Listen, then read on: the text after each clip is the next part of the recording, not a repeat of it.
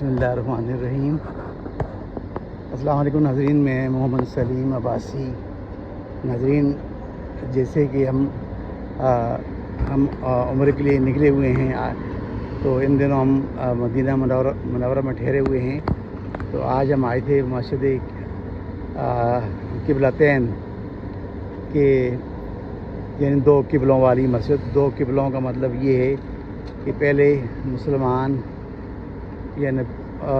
اور نبی کریم صلی اللہ علیہ وسلم کے زمانے میں مسجد اقصیٰ کی جانب منہ کر کے نماز پڑھا کرتے تھے، اور نبی کریم صلی اللہ علیہ وآلہ وسلم کی خواہش پر اللہ تعالیٰ نے آپ کو وہی نازل کی اور کہا کہ میں دیکھتا ہوں کہ آپ مسجد الحرام کی طرف منہ کرتے ہیں، تو آپ اپنا منہ مسجد الحرام کی طرف موڑ لیں۔